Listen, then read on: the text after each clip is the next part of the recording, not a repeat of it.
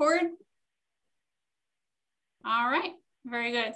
So welcome everyone. Thank you so much for spending time with us. I know it's a little bit off in time, but you could be doing a billion and one things. There are so many free Zoom sessions and WebEx sessions and that kind of thing to expand your mind for a job search.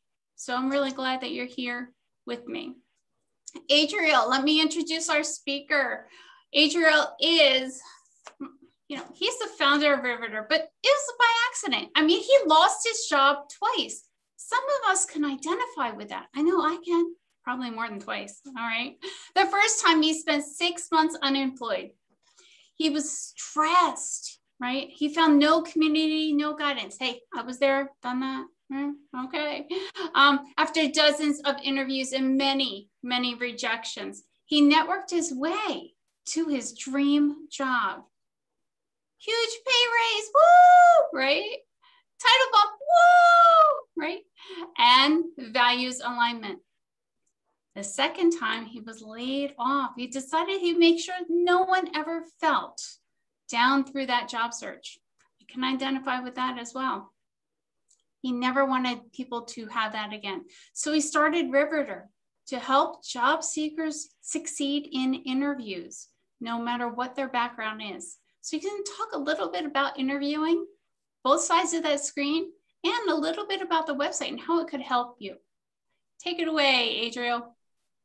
All right. Well, hello, everybody. Christine, I got to tell you, if I ever decide to go into worldwide wrestling, I'm going to have you as my main announcer. Woo! Okay. I'm there. That was amazing.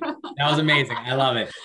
Everyone, welcome. It is so nice to meet many of you for the first time. Some of you I've crossed paths with before. Hello to Ken, especially, who introduced us to Christine. So thank you, everybody, for joining. So we're going to have quite a conversation today. And my goal is always the same. Every time I give any of these presentations, I have two goals. The first is to give you something super specific to do, because I know that you probably go to 3 to 5 of these a week and you take a lot of notes and they end up in a notebook, and then you go and you scroll through LinkedIn for another 6 hours. That is How did you know? Do you like live in our bedroom or something, or I'm office? Not legally allowed to answer that, Christine.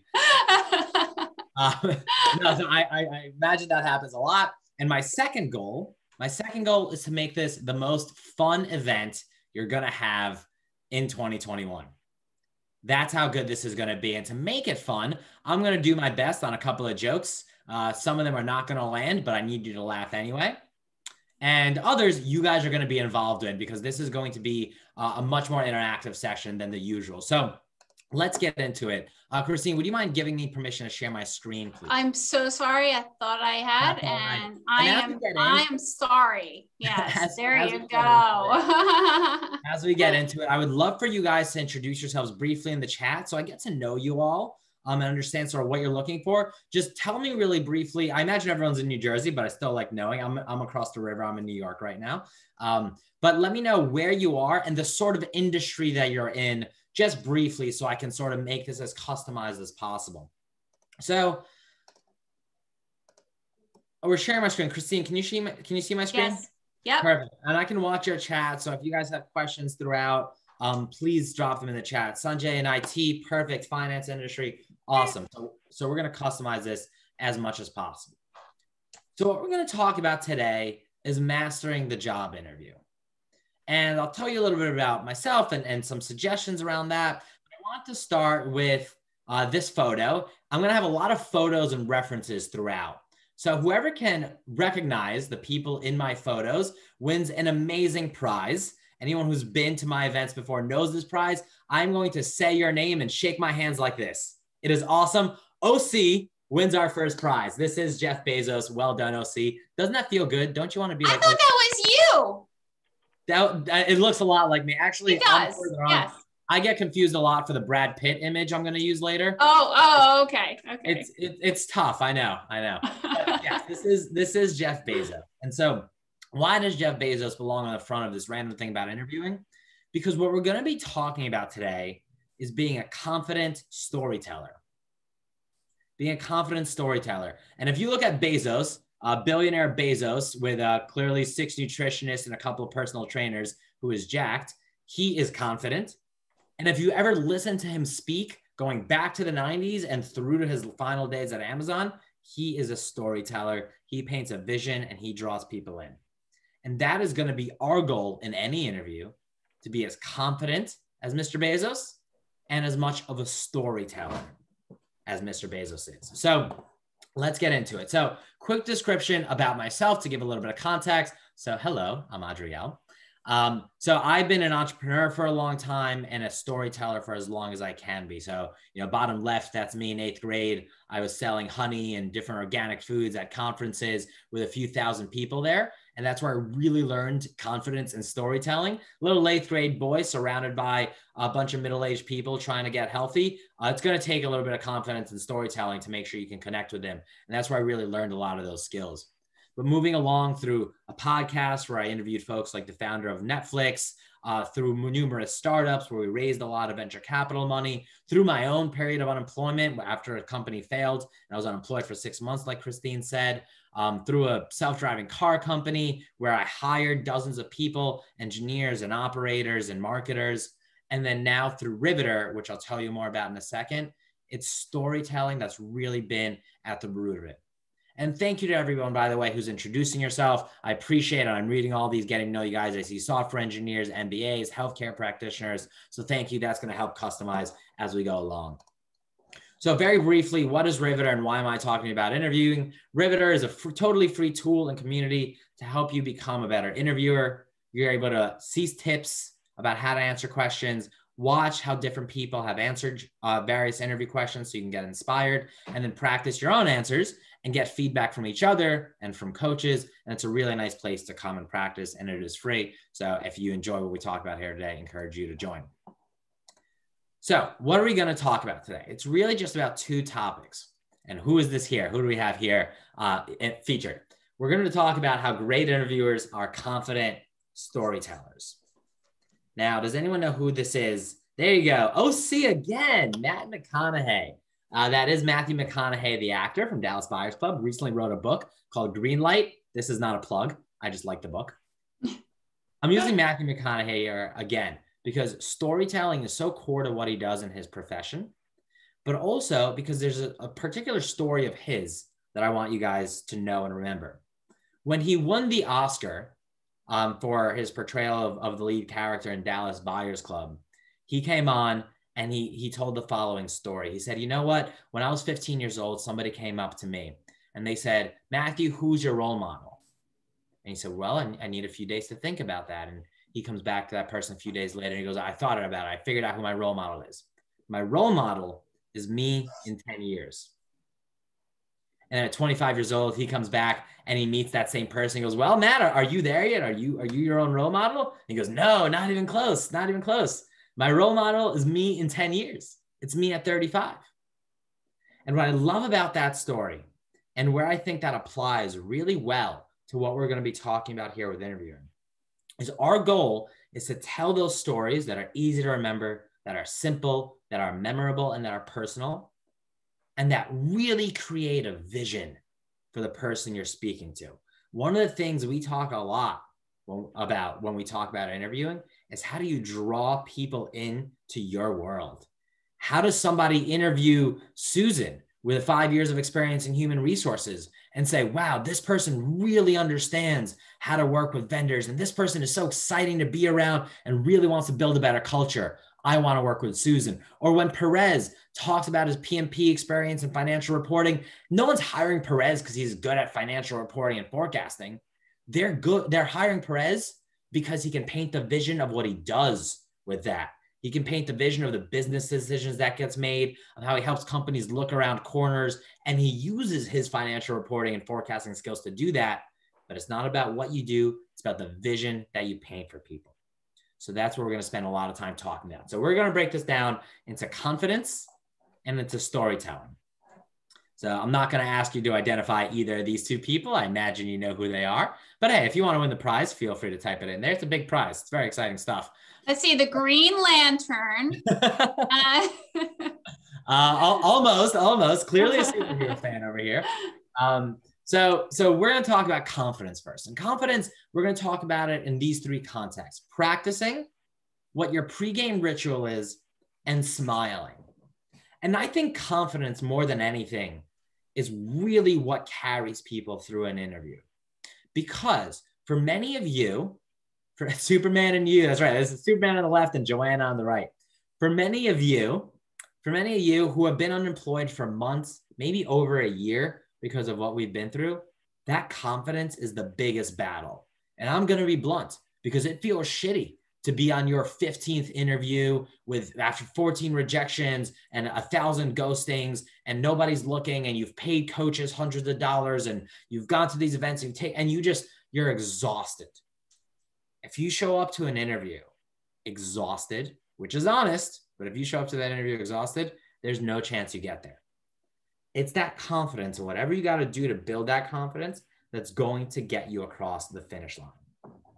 So let's talk specifically about how to acquire that confidence.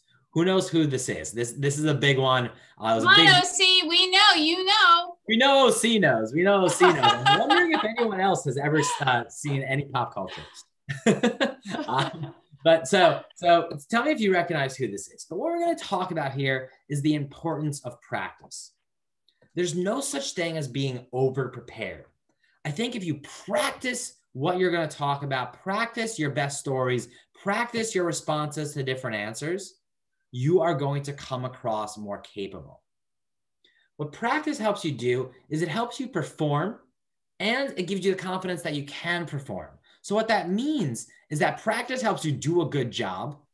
But more importantly, right, we're here to talk about confidence. If you spend a few hours practicing before an interview, your answers, your stories, the way you approach something, then you're going to go into that interview saying, you know what? I got this. I got this. I've practiced. I know more than my competitors. I tell better stories than my competitors. I know how to approach super crazy answers and customize it to the person I'm speaking to, right? I've got this. So that's where practice is really important. Whether you're practicing with coaches, people like Christine, or you decided to pay for a coach, or you're just calling up a friend or a spouse, or you're practicing alone, I've got some thoughts about the best way to practice and the value of practicing with strangers, but I'm going to leave that aside, because as long as you practice, you are going to do better. And most people don't do that. Most people, when they're preparing for an interview, they just sort of, maybe they'll read a few blogs, or maybe they'll kind of read what the CEO said on Twitter recently. Maybe you'll go a little further, read a 5K, whatever. So you've got the knowledge, but you've got to be a great communicator, and you've got to practice. And this, by the way, seems like nobody knows. This is AI, Allen Iverson. He had a famous spiel about not wanting to practice. He was a championship basketball player. He was good enough. Why does he need to practice? Why were journalists getting upset that AI, this Hall of Famer, is not practicing? Well, many of us go through the same thing. I mean, I'm looking through some of your descriptions of yourself. I see people here who have 20 years of experience, 15 years, like Joanna, of healthcare and business administration, people who have been an executive assistant for C-level execs at some of the biggest companies. People with such abilities, like all of you, might say, well, I don't need to practice. I got this. I'm great at selling, or I'm great at finance, or I'm great at my industry. I don't need to practice. I got this. Well, remember, I got AI, a Hall of Fame basketball player, into some hot water. So you practice. Spend that time, no matter how good you are, to practice. So next, this is not basketball, so maybe someone got this one. A little more recent of an athlete, but talking about pregame rituals. So pregame rituals are really important because it puts you into that mindset. Now, whatever your pregame ritual is, there you go, Pasquale. Pasquale! This is Michael Phelps. We'll give it to OC as well, and Joanna. Why not? So this is Michael Phelps, the Olympic swimmer. He had a famous pregame ritual where ever since he was 8 years old and kind of just started swimming competitively, he did pretty much the same thing. The same stretches, took the same number of steps, walked around the pool to check it out the same number of times, listened to more or less the same music every single year. He had his playlist and it was the same songs. He did the same thing. And why did he do that? Because he knew that if he does his pregame ritual the same, well, then he's going to swim the same. And how does Michael Phelps swim? Michael Phelps swims like a winner. He swims like a champion. So if you can define your own pregame ritual, and hey, maybe it's 15 minutes before the interview, I just sit back and I relax and I look at the stars or the clouds, I suppose. Maybe it's you walk up to the mirror and you say, you know what, Barbara, you got this. You're going to do great. You're going to do awesome. You're really good at this. Or maybe Susan, goes up and gives somebody a hug and says, hey, husband or wife, like, I'm going to nail this, right? Yeah. And then you move on. Whatever your pregame ritual is, you got to nail that pregame ritual because it brings that confidence. I saw somebody ask a question directly, so I'm definitely going to get to that in a bit. So keep dropping questions there, and I promise I'll get to them. So the last part here is a little more specific. It's build confidence by smiling. Nerves often, by the way, this is not a famous baby. You don't need to guess which baby this is. Nerves often stop us from smiling because we're scared, because we're serious, because we're going to do a good job, because we practiced, because we're nervous, because we got to impress. Nerves stop us from smiling. But you might have heard that there's this principle. I think it's the 55-37-18 principle of communication. It's 18% of your communication is what you say. 8% of communication is what you say. 37% of communication is how you say it. And 55% of communication is your body language. So much of how we deliver and what people think about us is not just the words we say, and it's not even the emotion or even the storytelling that we use. It is your body language. And when many of us are having interviews now on video, before body language was, do you sit up straight? Do you have a firm handshake? Do you smile? Are you confident? Are you waving your hands around like crazy? Now on video, posture doesn't really matter. Handshake doesn't matter at all. What you're doing with your hands, as long as you're not waving them above the camera, keep them down, use them for emotion, but don't be distracting, doesn't matter. It's all in your smile. All of a sudden, 55% of your ability to communicate clearly is about smiling well. So there you go, Barbara. I love that. I see you, Barbara. So whatever you got to do, smile. It's very, very impactful. So that's our bit on confidence. Now we're going to talk about telling great stories for a little bit. And again, keep dropping questions in the chat. Thank you for those who have done that. We'll get to them in a bit. So tell great stories. We're going to talk about the STAR method, which some of you might have heard of. Some of this might be new, so I'll just cover it quickly. We're going to talk about doing what I'm not doing today, which is be concise. And then again, we're going to talk about practice. Who's surprised? We're going to talk about practice yet again. So what are we talking about when we're talking about the STAR method? The STAR method is basically a framework to tell a good story. It's give a situation, share the task that you had to take on, the actions that you did, and then the results that you accomplished. There's other frameworks, one called CAR, one called SOAR. They're all sort of, pick which one you think is the best. The STAR one I think is simple. So where the benefit of the STAR method, for those who are new to this, it's basically a framework to be able to say, someone asked me a question. What do I need to do to respond to this well? And the STAR method, if you keep that in mind, will make sure you're telling a great story. It'll make sure you don't just answer what's your biggest strength with saying, well, I'm a hard worker. Next question.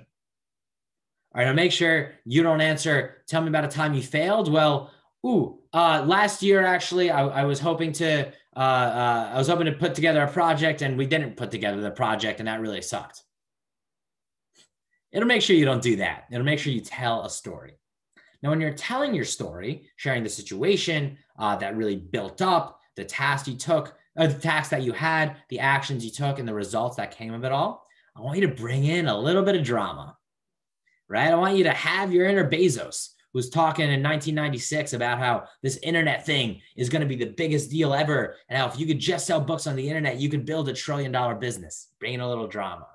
I want you to bring in your Matthew McConaughey and put on your all right, and have a little bit of that swang and bring in a little drama. Because if you're able to tell your stories with a little bit of drama, share, and we didn't think it would happen, but at the last minute, I pulled it out and I made it happen. Or, and the customer was actually never going to sign the contract and the whole company was going to fall apart. Then I flew over there and I saved the deal. If you could bring in a little bit of the drama, that gets me engaged. That gets me, the listener, be like, ooh, this Kenneth guy can really handle it. Like they really know what's going on. Oh, Mary's really good at what she does. That's a really impressive story Mary just told. Bring in a little bit of drama. And the last tip here, this is one that a lot of us who are trained to not really be too boastful, as you can tell, that's not me, but most people trained to not be too boastful because it's rude or it's crude or it's impolite or whatever. Most of us say we. Tell me about a time you accomplished something you're really proud of. Well, our team was tasked with this, and we went about doing this, and our team put together this. And that's well and good, right? I'm really happy that you had a really good team. I wish I could hire that team, or maybe even the boss who put together that team. But I know nothing about what Carol accomplished there. I'm still trying to figure out what Sam did on this team. What was Sam's role? It sounds like he had a great team, but what did Sam get done? Talk in the first person. Tell me what I did. So if you can add a little bit of drama and you can talk in the I, and you can use that framework and make sure you're telling good stories, you'll be far ahead of the competition. Next, tell great stories that are short. This reference is a little tough to get, so I'll give it away. But you see Hermione Granger on there. This is for fans of the books. This was not in the movies. This is in Harry Potter, Professor Binns. And Professor Binns was a ghost. And he was a ghost who taught the history of magic. His classes were famously boring. His classes were atrocious. Why? He didn't tell great stories very well when he's telling about the 1412 battle between the goblins and the wizards. Not boring. He was a boring storyteller. But more importantly, as you see this girl sleeping on the bottom there, they took forever. His stories, he'd always run over. He'd never finish. His stories were no good. They took too long. Being concise in your interviews is one of the most important things you can do to be successful. Because many of you, I'm just looking at your experience levels and making a few judgments by faces. I'm going to assume that many of you have hired people before. I'm going to assume many of you interviewed people before. And how terrible is it, Maria, when you're sitting there and you're interviewing somebody and they just go on and on and on. And you're like, come on, lady, I just asked you to tell me about yourself. I got a whole list of questions I got to get through. And they're going on and on and on. Right? Lisa, think about the last time you interviewed somebody and you just asked them, what did you do in your last job? And they gave you the story of their boss and how they found the job and what they did and the context and what they loved and what they didn't love. And the one colleague who'd always come in with a tuna fish or breakfast. We don't need that. We don't need that. Keep your stories concise. Keep them to under 2 minutes. Keep them engaging, right? If you can tell a short story, it gives other people an opportunity to come in and react to it. They can say, oh, Sanjay, that's really cool. That's a great detail. Tell me more about that one thing you said, right? Then it becomes a conversation. So keep them short. And the last thing is, and I think I might need to make this its own slide because in my last presentation of this, people fell all over this particular principle, is the KISS principle. Keep it simple, stupid. Keep it simple, stupid. KISS is the best way to ensure that your story is very clear. When somebody asks you, Sanjay, tell me about all your strengths. Well, if you say, well, I'm adaptable and I'm smart and I'm creative and I'm a good leader, I'm like, oh, this guy's exhausting. I'm not sure which one he is. But if you say, well, the strength I want to tell you about is my ability to adapt quickly to situations. Here's the star story that proves that. In my last job, I had to do this. All of a sudden, this changed. So I did this, that, and the other thing, and it resulted in $8 trillion in revenue coming into the business. That proves my adaptability. Oh, all right. And I look at my notes a week later when I'm deciding between candidates. Sanjay, the adaptable guy. That's what I'm looking for. Awesome, right? Keep it simple, stupid. The simpler your thoughts can be, the better it is, the clearer it is, the easier to understand. Because think about the interview process, right? Valerie, I know you've hired people before. I know you've been on interview loops before. The way it works is you interview, between 3 and 10 people, depending on the size of the company. And then you get together with your colleagues and maybe you give them some ratings. And you say, hey, Christine, what'd you think of Sally? Don't remember exactly. Look at my notes. She seemed okay. What'd you think of Barbara? Oh, Barbara was cool. Yeah, all right. I think we liked Barbara. She smiled. Barbara smiled. I like that. But I just don't remember if she's a good fit for the role. What'd you think of Susan? Susan was awesome. She was really good at modeling. She told me over and over again about modeling. That's exactly what we're looking for. Susan's our financial modeling person. That's who we want, right? Keep your story straight. as much as possible and allow people to remember you for something. And then our last little bit here, believe it or not, tell great stories that you've practiced. This is one of my favorite comedians, one of the best in the game, I would say. This is Dave Chappelle. And I win that one. Adriel, win Dave Chappelle. So Dave Chappelle practices his jokes over and over and over again. And he talks a lot about that before he ever goes on stage for a Netflix special or before Chappelle's show ever aired, he'd go to comedy club after comedy club saying the same joke to different audiences over and over and over. Now, what I'm going to take from that is the following line. Communication is with the listener. Communication is with the listener. What that means, communication is with the listener, is that it's not about what you say, it's about what they hear. It's not about what you show, it's about what they see. Communication is with the listener means that every comedy club Dave Chappelle went into might take the same joke in a slightly different way. Make a joke about the South in New Jersey, you'll get a lot of laughter. Make a joke about the South in the South, that audience, that listener might not take it so well. It's the same thing with your interviews. If I'm working in sales and I have an interview with my future boss, who's a sales manager, who wants results, wants me to hit my quota, well, I've got to be telling her stories about how I hit my quota. But if I'm having that same interview with someone at the same company, with someone on the marketing team, well, it's less about hitting my quota, right? It's more about, am I going to use their leads well? It's more about, how do I work with marketing to create good products? It's more about, how can I actually bring a lead through a funnel properly, right? Communication. I'm thinking, Adriel, that has to do with research on a company and what they truly want in all their employees. 100%, right? Getting to know who you're talking to and customizing your stories to them is so, so important. So that's where we're going to pause for today. What I wanted to do next is I actually want to show you a few interview answers. And I want to spend a little time. This is fun. It's interactive. You guys are going to get involved in telling me what you think could be improved on these interview answers and how you think they can, where you think that they did a really good job. So I'm going to go to Riveter. You see tons of people here have answered tons of different interview questions that you can browse and learn from. I'm going to start with tell me about yourself, and then we'll just open it up to you guys. And you can pick a question or two that you want to go over. So tell me about yourself. Let's see. I saw we had, let me see, who do we have in the audience? I want to find somebody relevant. I saw we have, oh, we've got some HR people in the audience. Cool. So let's see if we can find somebody in HR. There you go. Here's someone in HR. So you can see that this person's got 14 years of experience in HR. Oh, she's got 4 years of experience in HR. Let's go with his answer. Let's see how he does. So this guy named Jeremy, 14 years of experience in HR. I don't know what he's going to say. Picked a random answer.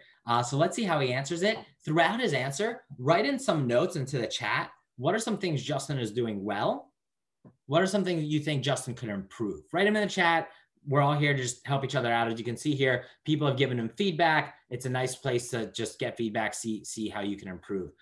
Quick note, this is just a place to practice. So don't talk about the fact that he's in a t-shirt. Don't talk about his background or lighting. He was just practicing on a tie for the actual interview. Focus more on the content and the delivery. All right. Christine, do me a favor. Give me a thumbs up when you can hear his answer. All right. I've been working in human resources for about 14 years now. I began my career as a compensation analyst working in the healthcare industry, but pretty quickly realized that I wanted to move into a more people-facing role. So I ultimately transitioned to a business partner position. And that role is where I discovered that my personality and demeanor really suited me well for connecting with people in difficult situations and for providing objective feedback. So I did very well in that role and I enjoyed it. From there, I left healthcare and joined a manufacturing organization as an area HR manager. It was an advancement opportunity for me, and I was functioning as a field generalist supporting locations across 3 states. I really enjoyed the talent management aspect of that role. And that eventually led to an opportunity for me to move into a new position as a learning and development.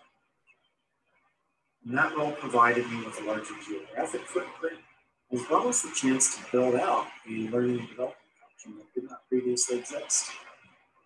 I ultimately left about a year later due to some health issues. And then in April of 2020, I accepted a temporary assignment with a technology company as an HR business partner, supporting their global finance organization. Even though that position only lasted about 8 months, it was great experience, and I learned a lot. For example, that was the first time I actually had employees outside the United States that I was responsible for. So I learned a lot about customs and regulations in other countries. I've stayed in human resources because I enjoy building relationships, I enjoy problem solving, and I'm very adaptable. And I think that's been key to my success.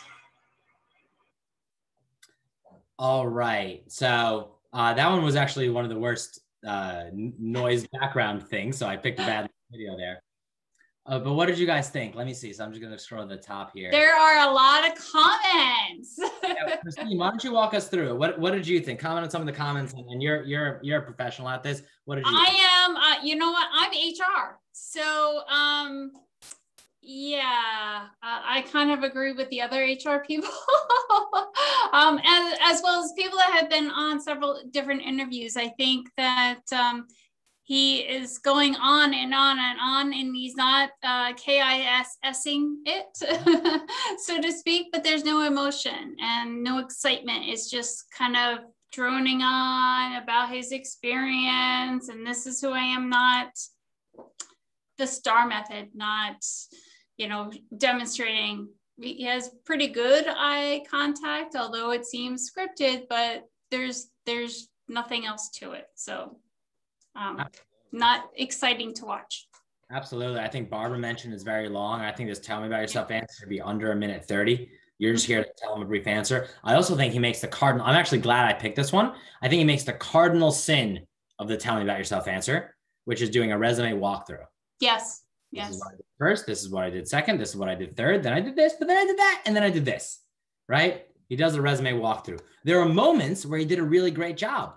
And then I worked at this job and I learned that I love to do that, right? He said that early on. I love this. And I like that because, oh, he learned that he loves this. And that's what I'm looking for. Tell me more about that. But then he was like, oh, and then I did this and then I did that. So when you're thinking about the tell me about yourself answer, try to keep it shorter. You know, Barbara said that. A few other people said that too. Again, Lisa, so this is, he was just practicing. So on Riveter, people show up practicing in pretty much anything. It's just a nice, safe place to practice. So I think he would get dressed a little better for an interview. But you hope. Yes. Okay. That's up to him. So keep it shorter. Keep it shorter for sure. And don't do that resume walkthrough. Tell me about yourself answers about the passion. It's about what makes Barbara, Barbara. What makes Joanna uniquely Joanna? What's that moment that taught you love being an accountant? Like, what was it, right? I want to hear that passion and that origin story. Let's pick another one. Barbara, you've been smiling all day, and the way Zoom set it up is you are right next to Christine on my screen. So I'm going to give you full authority here. Look at some of these questions that are out here. What is a question that you want to see how somebody answered? I'm going to slowly scroll through, and you can pick any of these questions. You're on mute, so I don't know what you said, but you could yell maybe. I like the weakness one.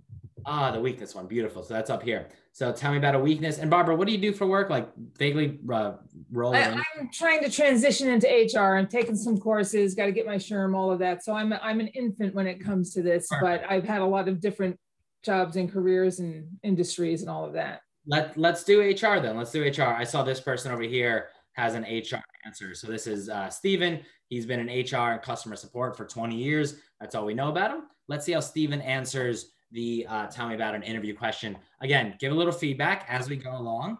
It's a cool way to learn. I gave him feedback on this one as well. So let's see how he does. And again, he's in a sweatsuit, probably just came back from a jog. This is not how you would dress for an interview. I'm sure his lighting could be improved as well. So talk more about the content, the delivery, the storytelling for tell me about a weakness. Christine, give me a thumbs up when you can hear it. One of the challenges I've had is working with advanced features of Excel, such as pivot tables. I've always been able to work with Excel and some of the basic functions, but pivot tables, those were always a challenge for me. I remember 10 years ago that a manager at a local recruiting firm in my office presented a training on pivot tables. So what I did is I went over to the manager's desk and asked them, can you show me how what the tricks of the trades were that you had for pivot tables, and then how I could use those myself. And he took the time to show me. And I also had a cheat sheet that he provided during the training. So I was able to go back and work on those. And most recently, I had an opportunity to take not one, but 2 advanced level Excel courses to brush up on my Excel skills. And I was able to use those, and use those and show my knowledge that I've gained from the classes, working with spreadsheets for volunteer opportunities that I'm a part of. All right. Christine, walk us through it. What did folks think? What did you think? One person said that they're proactive in, going and saying, hey, I need help and I'd love to join the class. Someone else said that you're supposed to be telling about your weakness, and what he did to overcome it. So therefore he got that point across. Camera too low, too much time on the subject, situation, action, result, get to the point. 3 or 4 sentences at most, as opposed to this long drawn out story. He seemed pretty strong. Rocking was his distraction, rocking back and forth because he was nervous. Yeah, you have to be careful about those things on video. What did you think, Christine? What did you like about Steve, and what do you think could be improved? I liked Excel example because he was able to tie that back to how he used it in HR to improve the business. So using that, the pivot table thing seemed to be more of his own personal gain. And he said very briefly he used it, but he didn't say how he improved the business. So bottom line, the skills that you got, did you use those skills to improve a business? That's right. I think that's where it could have been. I think he did a good job picking something specific. I also say in this answer, pick something non-crippling, right? He's a recruiter. He didn't want to say, I hate people. Right. So he picked something non-crippling. Like, you could be a good recruiter without Excel. Can you be the best recruiter in the world without Excel? No. So he wants to be the best. He did it. He learned. He improved. I would like a stronger result of, I used some volunteer projects. Okay, like, did you just make some notes in Excel? What'd you do? Did it lead to something? So I think he could have been a little bit stronger on the finish, but I did like the way he told that story. I follow a lot of people on LinkedIn, and I'm not sure if you had seen this, but it was a past speaker that we have had here. And I loved her example of people that do not look at the camera and they look at their notes or look down or look to the side because they forget or they're nervous, to put 2 googly eyes, just glue them right on your camera, and you're forced to look at that camera as opposed to somewhere else. And that helps keep you engaged. Yeah, I think that was a great idea. Yeah. And it's tough to do. It's so tough. And it is. I cannot say I'm the best at it. What I did on this Zoom call, for example, is I have Zoom minimized so I can see my PowerPoint deck in front of me. And normally it's on the right. I actually moved it to right under my camera. So I'm just watching myself and making sure I look as handsome as I think I look, but I'm below the camera, but I'm like below the camera. So absolutely. So it allows me to look as close to the camera as possible, but I can't say it's a strength of mine, and it is tough. But I think the most important thing, if you're worried about your eyes, is don't bring them all over the place. Yes. You're not going to keep them on the camera. All right, keep them on Christine's face, but keep them on Christine's face, right? Don't send them going wild. Yes. Yes. Let me answer a specific question, and then if you guys are enjoying this, we can watch a couple more interview answers. If you guys want to ask a few questions, we can talk about a few questions. But somebody messaged me privately and they said they just finished a Zoom interview and the recruiter says that they need more of a senior leader. What advice can you give? So my advice about, we could talk about what it's like to be overqualified. My advice for somebody who's underqualified is, first, you got to admit your own faults and you've got to look at yourself through the eyes of the recruiter. So if you just know that someone's asking for 7 years experience and you have 5, or they're asking for manager experience and you don't have it, don't try to hide it. Don't try to avoid it. Don't try to obfuscate. We'll figure it out. Be upfront about it. and say, hey, I saw the job description asks for blank. I want to be very clear. I got this, this, and this, and I can take these skills that I learned, you know, senior leadership, for example. Well, what is a senior leader really? It's someone who's able to set goals and meet deadlines and manage people. So you say, all right, you know, you tell yourself, take a deep breath and say, all right, Adriel, they want a senior leader. You're not a senior leader. What are you going to tell them? And you go to the interview and you make sure your stories talk about times you've set deadlines, you made projects happen, and you've managed colleagues or managed teams or managed up or whatever. So not every role is going to be a fit. And I am a huge fan of being ambitious with the roles you're applying for and trying to reach up a little bit and get that going for yourself. Huge fan of that. But if you're going to give yourself that challenge, recognize that you are the black sheep, that you are disadvantaged, and nip it in the bud and say, you want a senior leader? I'll show you all my soft senior leadership skills. Now, all right, I've never had the title of manager, but I can do it. I can do it, and I've done versions of it before. So my advice there would be make sure the stories you're telling are super, super upfront. Adriel, do you see in the chat, we have someone, I think it's a very good question. Has anyone played with putting the camera at the bottom of your screen? We're automatically conditioned to put it at the top. Have they tried the bottom to see if your eyes look down, or is it consequential, or maybe even the side of your screen as opposed to the top, a different area? What is the response you've gotten? I think I saw someone unmute themselves. Did someone else have an idea? I was actually already unmuted, but I did have an idea. It's the most flattering, unflattering to have the camera look up at you under most circumstances, especially when, you know, you've got like open nose orifices. And so I think I would steer clear of that. Is that kind of like a selfie? Exactly.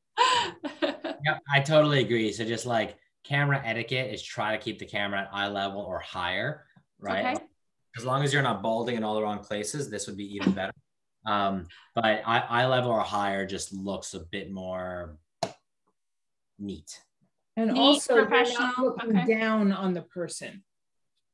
Okay, all right. I know a lot of people have a problem with their camera moving or falling in the middle of their interview or Zoom session. I actually have mine taped. Love 3M tape, and it's clear, but it's on there so that the camera does not move when we are talking or interacting. Yeah. I mean, I just did that. Many people I think didn't buy a separate camera, just use the laptop camera. Mm-hmm. That one just makes sure it's at eye level and clean and neat, and you're doing your best with it. I think presentation is really important, and people are flexible. They know that, you know, people are working from home and kids are running around and dogs are barking, and look, things happen. It totally comes up. My dog's been trying to break into this room for the entire hour. I'm surprised he hasn't broken down the door yet, but so do whatever you need to do to keep it neat. You know, Barbara's got the super blurred background.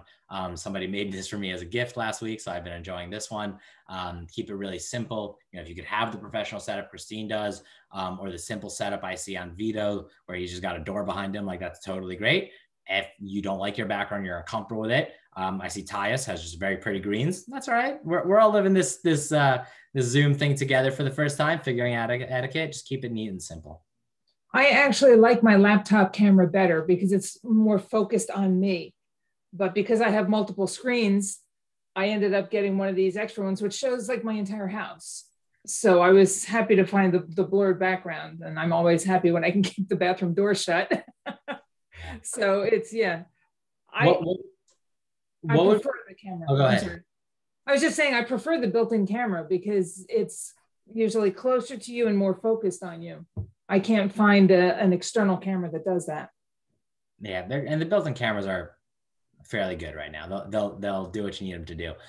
So what would be the most helpful use? I can follow your guys' lead, either if people have specific questions that interviewing is the main thing, or unemployment, job search in general, or we can go through a couple more interview answers and keep playing around, watching how people interview, taking what we can learn and improve. What would you guys? What I would like to start, I definitely think, I mean, I signed up this morning. Adriel saw that I signed up. go to riveter.com because it is huge. There's not only sample interview answers and then feedback from different people all across the United States of what they liked, what they didn't like, and how to improve your own interviewing. You can practice for free. There's no charge whatsoever. But then if you scroll down, there's a lot of mental health type things on fitness and all the stuff that goes along with being unemployed. So some of that might help you as well. You just never know. There's just so much there. So interview practice, yeah, we need that. We all need that. Improving our stories, practicing those stories. But there's a lot of resources that are on this site that can help you in different areas and maybe even a family member as well. So I totally encourage you to sign up. Thank you, Christine. So because again, it's free. I like free. It is free. It is free. Very important. Nothing sneaky there. It's riveterworks.com. You can see, so we got the whole interview section here. There's also a resource section here. This is how the company started. So we have this left, but we negotiated a bunch of discounts, free and discounted access to wellness education, finance resources. So you'll find things like a free month of BetterHelp therapy, 3 months free of the P-Evolve fitness app, variety of meditation apps for 3 months free. You'll find tons of online classes for $60 off, a month free, 30% off, a whole 30% off. And these are like not things like coupons we found on the internet. Like we went out and said, hey, we represent a lot of people who are unemployed. Will you give them a special discount? So you'll find a lot of classes there. And in a finance section as well, you'll find things like free financial advisor consultations, free budgeting apps. This is kind of cool. We just added this one. It browses your entire social media history. Normally it's, I think, $50, and with Riveter it's $30, and it's awesome. I did it for myself. And we don't make like affiliate revenue from this or anything. We just put it together so it's there for you guys. So I'm not plugging anything I haven't used, but it browses your entire social media history and shows you a little dashboard of here's every time you reference alcohol or drugs or swear words or something that might be considered not safe for work. And so you're allowed to delete it all in one place. For anyone who grew up with the internet, definitely saved me a little bit. We've all made our mistakes on there. So you can check it out and it is available there for you. That is a great tool, everyone. Check that out. Oh my goodness. I'm impressed. There are a couple questions that came through the chat. And do you have any suggestions on how to handle phone interviews? We talked about the internet and Zoom, WebEx, that kind of thing. What about phone? Is that different? Absolutely. I also want to quickly drop my LinkedIn in here. I saw somebody ask for it. I should have done that in the beginning. I'm going to drop my LinkedIn in there. I'm also going to drop the slide deck that I went over in here, which has all this stuff as well as all my contact information and Riveter and stuff, and Twitter and Instagram. We do a lot of stuff on Instagram, especially. We have a lot of events coming up. So we do 4 events a week, basically. Some about interviewing, but on Thursday, we're doing an event with a CEO of an outplacement company and the VP of a recruiting agency talking about re-entering the workforce after a long break due to parenting or unemployment. So a lot of cool events, all free, all on there. And I encourage you to check them out. I mean, I'm glad that you're here with us today, and choosing to spend your time with us is awesome. But there's so much out there. And like Adriel said, there is a ton of stuff on his website that's free, and just listen in, because if you get a tidbit or two out of it, then it was totally worth your time. Yeah. So thank you so much, Christine. So let me quickly answer some of these questions. So Vito talked about, do you have any suggestions specifically for handling phone interviews? So I'll say a couple things there that I'm going to try not to repeat what you might find if you type in how to handle a phone interview on a blog post, because there's tons of information out there. So I want to give you something unique. The things that I would say around phone interviews are the following. I'd say 3 things. The first is treat it like a real interview. That means don't do it in your pajamas. Don't lounge. Don't take a dog for a walk, right? Treat it as much as possible like a real interview. I think it seems a little fake and it seems a little casual, but hey, decisions get made at every stage, and it's not up to you how the company does their interview process. It's up to them, and you better play game and be the absolute best one ever at each stage. The people I work with and people on Riveter and the people I coach, I always say, respect your enemy. What does that mean? Respect your enemy. It means if Christine, Barbara, and I are all going for the same role, I'm going to assume I'm the worst qualified candidate of all of them. I'm going to assume Christine's been doing this longer and Barbara's been doing this better. How am I going to win? Well, I'm going to work the hardest. I'm going to practice the most. I'm going to customize the most. I'm going to tell the best stories. I'm going to take this interview and I'm going to treat it like a real interview. So that's the first thing. Don't joke around. It's not as casual as you want to make it seem. Treat it like a real interview. The second thing is still tell great stories, right? That's part of treat it like a real interview. But still tell great stories. Like you still want to be there on the phone, and it's a little harder to see if they're listening or not listening or adapting and not adapting. So being concise and being simple is even more important because you've got no facial reaction to go off of. But if you can tell great stories and keep them short, that's going to really be memorable in an interview and make it a lot more conversational as well. So I can say, ooh, tell me about that thing you just mentioned in your story, and then you tell another, and you go deeper into the story. So that really helps. And the last thing, this is my style, but I think it works really well for people. Motion invites emotion. Motion invites emotion. That means if you're sitting down, you're going to be a little more calm for the most part. You're going to be structured. You're going to be, settled.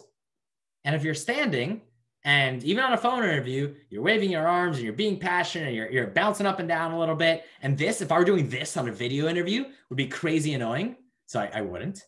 But if I'm doing this on a phone interview, I'm talking, I'm like, this is just how I talk and I want to get excited, right? I'm allowed to do that on a phone interview. So on a phone interview, remember, you're there to be passionate. You're there to show you're excited. You're there to show you're right for the job. You're there to create a little bit of an emotional connection.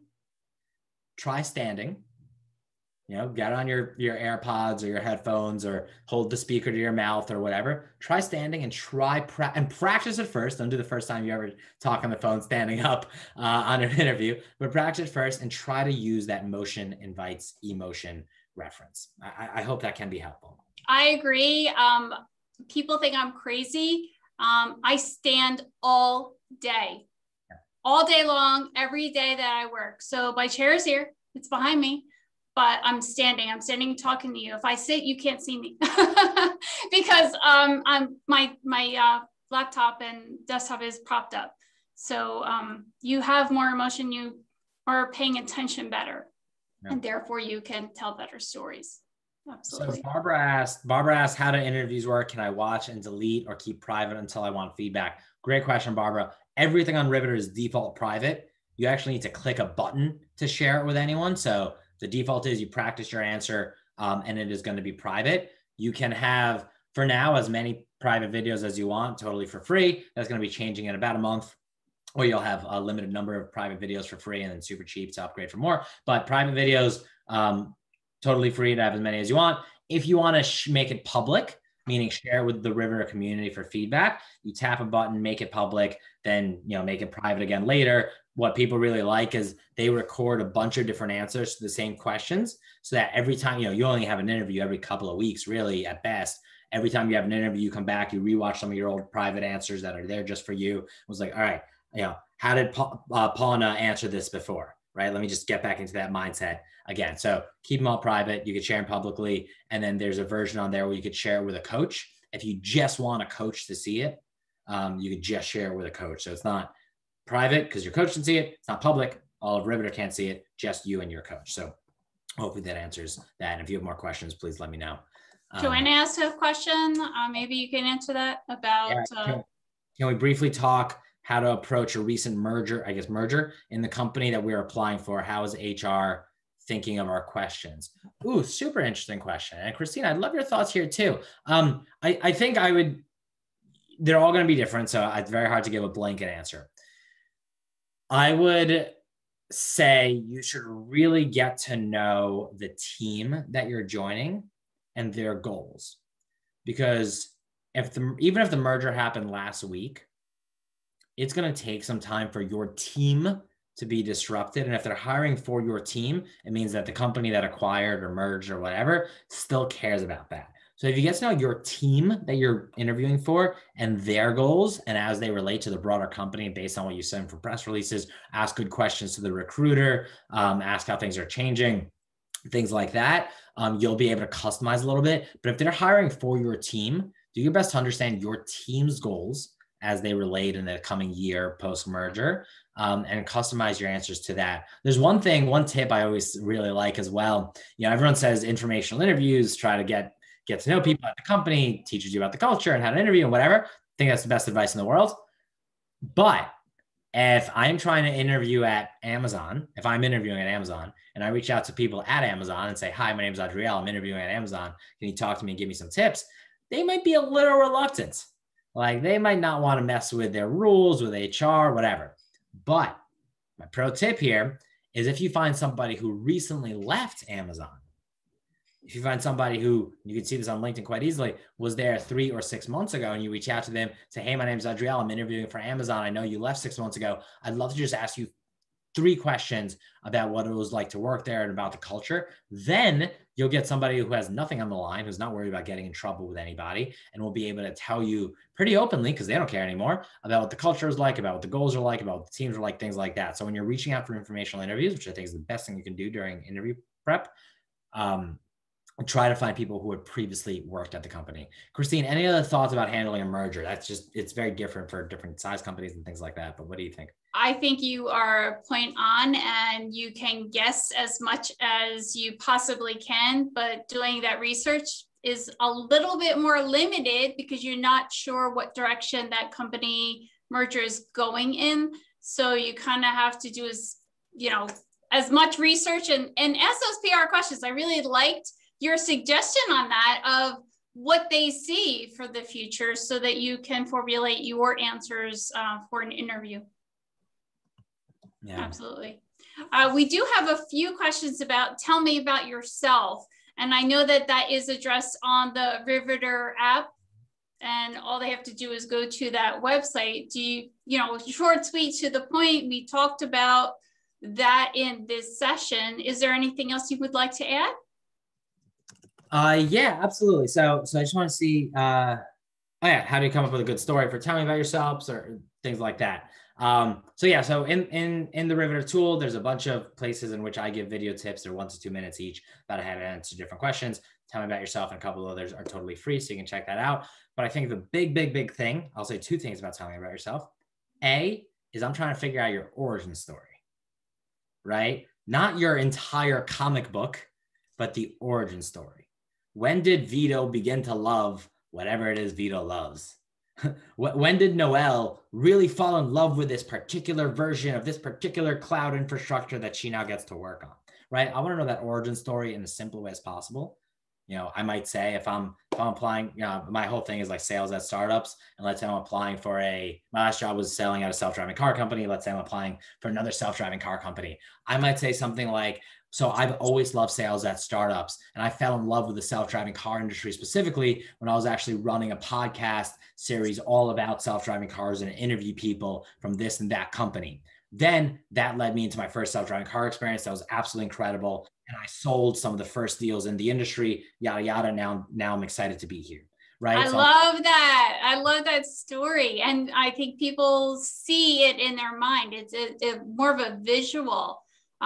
The best way is to think of your favorite TV show or podcast. And there's always a star to a drama, whatever you're watching on TV, that situation, action, result. So what can you do with your story to make it a TV drama in 3 sentences? That's right. That's my second point. I was going to make 2 points. Keep it short. It's not a resume run through. That's the biggest mistake people make. Because I did like you saw that random video I pulled up, and we left them that feedback on there. Keep it short, keep it specific, not a resume run through. Share what you're great at, share why you're great at it, share why you're here for this company. I think the why now aspect of that is really important. Why are you looking for this job now? And it's not because I'm unemployed and I need a job. It's never that. It's because I love this company, or because I found a dream role, because I fell in love with your industry. It is never because I need a job. You don't need a job. You're all right. You're all right. So you tell them you're all right. It's because you love what they're doing there. Are there any tips on how to make your Zoom clear so that you are presenting better? You feel more comfortable? And is it lighting? Is it placement? I'm not really sure. Yeah. So in terms of camera and like background and simplicity and things like that.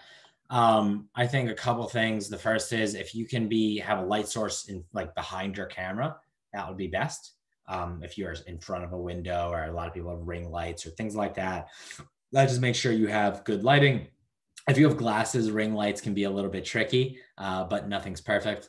The second thing is I think just quiet and simple background, right? Not cluttered. I was on a call with somebody the other day who was in his bedroom, which is totally okay. Many people are in their bedrooms today. There's no problem with that. But he had a bunch of dressers open.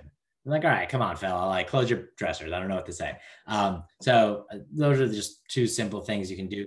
Try to get great lighting when possible. Look, again, I think everyone recognizes we're in really tough situations here. Like, we just are, and that's okay. And some people have it really tough where they've got 3 kids studying from home, and then the spouse and them are at home, and you got 2 dogs running around, and you live in the city, and that's what you got. That's okay. Like, look, that's all right. Just do your best, try to be neat and try to be quiet, and then that'll go a long way. And if headphones do a lot for noise. So I think that's where practice comes in, because you get to see what you actually look like on the screen. And the light placement, if you bought a ring light, do you put it in front of the camera, behind the camera, on the side of the camera? What is the window behind you? Maybe you want to put your computer in front of that window or behind it. I'm not really sure, but that's where you get the opportunity to practice. It's not being recorded, and you can see where is the best spot for you, what things look like in the background, what you look like, so you can make that judgment call. That's right. Making sure that you're comfortable with how you sound, how you look, how you feel, doing that quick check before an interview where you log on a Riveter, you open your camera app and just say, all right, I'm going to be standing, or I'm going to be sitting, and my lighting will look like this. And today the sun is out, or it's not out. What's that do for me? Doing that quick check 20 minutes before your interview, just making sure you're all set up. Just a neat, simple way to make sure you're confident. Again, I think the reason I started, everyone talked about storytelling with an interview. That's not new. I'm not inventing anything here. Confidence is so much. Confidence is how you look. Confidence is wearing your lucky underwear. Confidence is doing your Superman pose. Confidence is walking into the test and making sure you studied, starting last week, not starting this morning. Confidence is making sure your camera's good. Confidence takes you so far. Absolutely. Any other questions? I know people had said thank you, and just a few signed off, but most of you are still here. So is there anything that you would like to address? I know interviewing is a huge obstacle for a lot of people.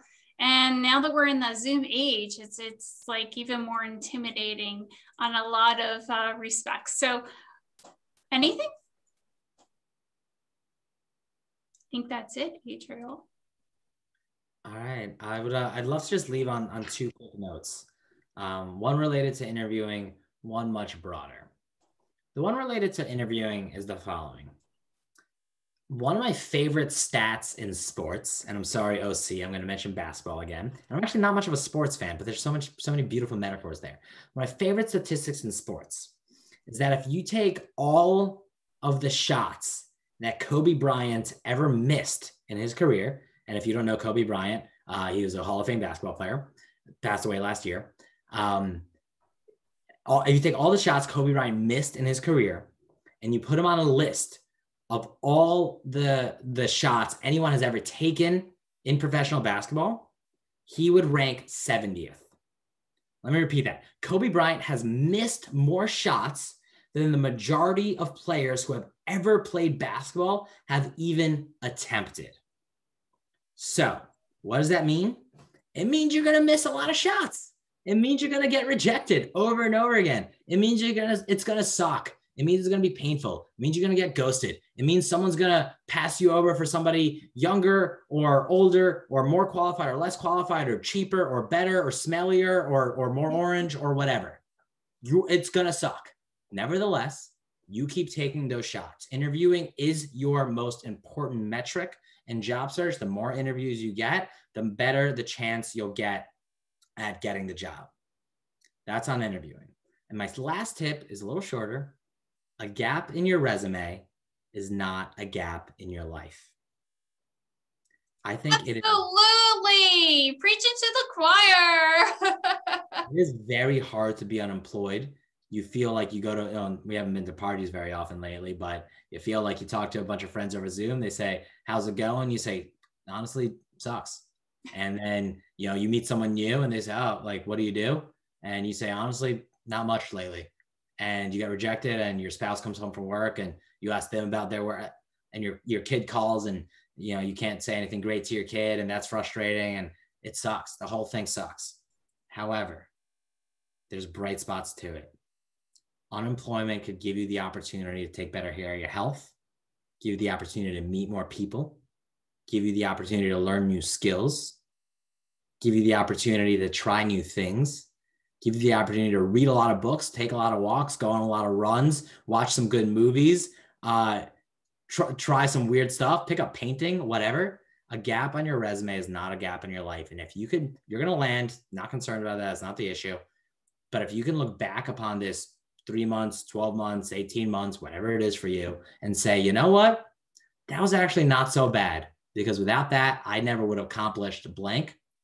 You will find yourself in a much better state. That is so true. So true. And you might not see it right away and you might not see it now, but when you look back, absolutely, you are 100%, 1000% correct. Yes. All right. Well, hey, thank you. I do have one more question that just popped up. Oh gosh, wait, I think maybe two. That's all right. Let's get into it. So I see, was Mary the first one? Yeah, I think Mary's the first. Yes. Why do you want to work here? So, yep, for the why do you want to work here question. So Mary said, I see your company stable. I like a stable environment. I've been in business it's been in business a long time. It's not going anywhere. I would be wary about an answer like that. And the reason is for the why do you, and this is just my advice, people might have different takes on it. For why do you want to work here? It's not about what I want, the job candidate. It's about what that company wants. Why do I want to work here? I want to do some great stuff for you, Mr. and Mrs. Company. Why do I want to work here? Because this role feels like something I can make you a lot of money in, or save you a lot of money in, or help you in a lot of ways, or whatever. So why it's never about you. It's always about them. So even though it's a stable company and you love them, it's telling them in a story form how awesome you are to help their bottom line. Yes. Absolutely. I always say nobody cares about you. They don't care about Lisa. They don't care about Valerie. They don't care about. Sad. That's so sad. They don't care about me. They don't. Believe it or not, it took me a while to figure that one out. They don't care about. Nobody cares about you and what you want. They care about what they want, right? Earlier, we said communication is with the listener. So they say, why do you want to work here? And you want to work here because the big company? Well, put it in that way. I want to work here because I see this team has a $10 million budget and that creates a lot of exciting opportunity I can do a lot of work with. I want to work here because you're an amazing industry, because you just bought this company, because you just did whatever. Find something in there that's about the company that's not about you. That would be my thought on that. Yes. Mary asked, when they ask you, what did you do since you're unemployed? That one, 100%, Mary. Talk about online classes. I would avoid, there's a question on there on Riveter that a lot of people answered that we wrote called, what have you been doing during COVID? And the core advice there is don't make it a sob story and don't make it negative. We've all had a shitty time. Some of you have had a very difficult time. Job loss, maybe lost family members and friends, maybe mental health issues. 100%. Don't deny any of that. But nobody cares. They don't, or this particular person doesn't care. This is not the place to share the challenges that you've been through. This is the place to share the opportunities that you've come onto. This is the place to share, you know what? COVID really was tough, but it gave me an opportunity to do this, that, and the other thing. Take this class, learn about this, find your company. And you know what? If it wasn't for the gift of COVID, I would have never found you guys. And more importantly, you would have never found me, because I am awesome. Especially more. And that is spinning it in a positive light. And that's what every employer wants to hear. Unfortunately, that's just the case. So you have to take your experiences and turn it around to be positive, just like he said. That's right. Good vibes only. And it sucks because you've been through a tough time. Maybe you lost a family member or a friend, or maybe you had mental health. Maybe your kids had a tough time. Nobody cares. They just don't. This is not the place for it. Once you work there for 5 years, you can take them out for a beer and tell them about all the challenges, because then that's okay, maybe. But the interview is not the place for your challenges. It is good vibes only. It is opportunity only. It is. And I learned that when I come into your company, any challenge, I can find the best in it. I want somebody who finds the best. Because remember, respect your enemies. Your enemies learned more. They took more classes. They're more positive. They work. They whatever. Respect your competition. Respect your enemies and be more positive. Be more opportunistic. Be better where possible. Barbara, see you raising your hand. I was just going to say, and those enemies could be ones to help you get a job if they happen to land. You never know. You never know. You're right. You're right. And that's why networking is so powerful. Yeah. Lisa said, don't live at your desk. And I just want to highlight that. Heck yeah. Get yourself a pedicure. Do what you got to do. Treat yourself. Sometimes you got to do little things for yourself. Take a walk, call a friend, get a dog. Take my and dog. Appreciate that time. Don't just go back to your desk and keep working. Like, appreciate the fact that you got to take a walk and smell fresh air, get that pedicure. Absolutely. Hi, hi. I have one last question about why you want to work here. I just finished the interview with them. It's really short. And I just tell them I'm really inspired based on the research of your company, how customers treat them being passed away by this and this. So I gave them the reason why based on the company, because this Untitled house is based on mental health, people addicted or drugs. So I say because of the pass away of the way of the company does and how to handle to bring their lives better. Would that be okay? Yeah, I mean, sounds like a great answer. Sounds like, right, you did your research, you found out something specific about them, you want to work here because they do really good for their customers and they treat people really well and they take care of their people, and that's the exact environment in which you want to be able to make a difference. I think it's a great answer. If you can tie that to, and I can make a difference for you, even better. Yeah. Why is every business in business? Why is a business in business? Because they like you, out of the kindness of their heart. They want to make money. They're in business to make money. You need to show and tie all of that stuff that they do, their corporate culture, into how you can bring skills to make them even more money or save them money. So even if you are complimenting their corporate culture and what they do and they're walking the walk, you want to tie in your skills and what you're bringing to the table to help them make more money, stay in business, cut costs, whatever it happens to be. Overall, make money. Because like Adriel said earlier, they don't really care about you. They care about how you're going to contribute to their bottom line. Tie it together. So no, it's okay. It's a lot. And I get it. And believe me, I've forgotten to say it in the interview as well. So it's one of those live and learn. And that's why we repeat a lot of different speakers on different subjects, because you just never know who's going to, spark that light bulb moment. Can I ask a question to that point? Sure. On top of the, we're going to help the bottom line for you. Can you also add things like, to make, if you're a manager, to make your day smoother, to make the day go by faster, things like that, positive spins like that. Yes. I think that's important these days. Yes, absolutely. Because it frees them by you taking up one of their to-dos, you're freeing them up to focus on something else, whether it is their own mental health, whether it is taking a walk or getting a pedicure, or whether it is working on a different project to help the business. You're freeing them up. Thanks. Mm-hmm. That's my opinion. Sorry, Adriel. Nothing bad. Last question. I mentioned about how like a senior level, but I don't have a senior level. But based on my experience, they're looking for talent acquisition, but they need to say it's a senior level. At the end, I asked the recruiter, he's really interested in me, but he says he's looking for more senior level people. I'm not a really senior level. I cannot lie. And what's the other way to approach that and write a good letter to them, impress them better? Yeah, that's a tough one. Look, that's where we said if you're reaching for the stars as well, you should be, and you're trying to move up in your career, you're gonna have some misses. It's gonna happen. So that's the first thing. Be all right with that. But the real question is, what do I do? Is you share transferable skills. I mean, someone wrote in the chat, how do you address not having enough industry experience beyond positioning your transferable skills? What else do you have? Right? You've either got transferable skills or you have classes, research, people you've spoken with, projects you've done, proof points. So I would say A is transferable skills.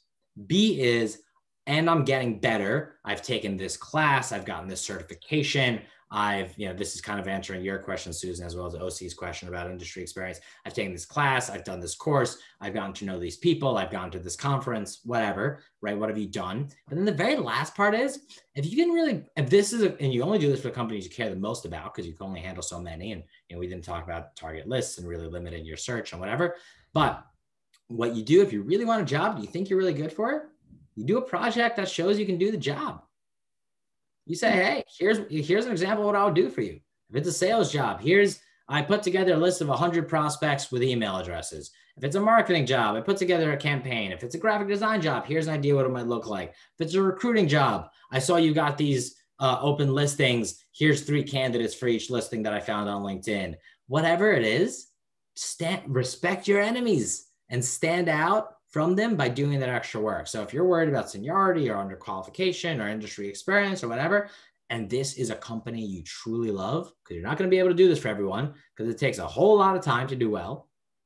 You do the job before they give you the job. You say, hey, here's an example of what I would do for you. It proves that I've done this. Now, it doesn't translate perfectly to everything rather, but for most things, it'll do quite well. I love those suggestions. On the videos on my YouTube channel, there's an attachment, I believe under resumes or videos, and it talks about the value validation proposition, and it gives you 12 or 15 ideas on how to go above and beyond answering interview questions to demonstrate your value, whether it is something skill-based or certification or volunteering and networking. And there's some really great ideas that I bet a lot of people, like a vast majority of people, have not even thought about. So definitely trying to incorporate that as well into your next steps to get better and better.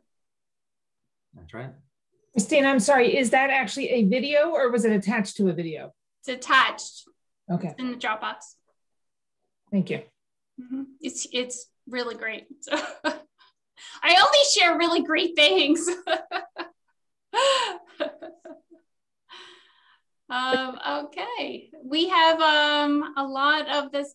I actually was told by a recruiter that in a small company, their company might not be stable, and that answer might not be best because you don't know what's going on behind the scenes, right?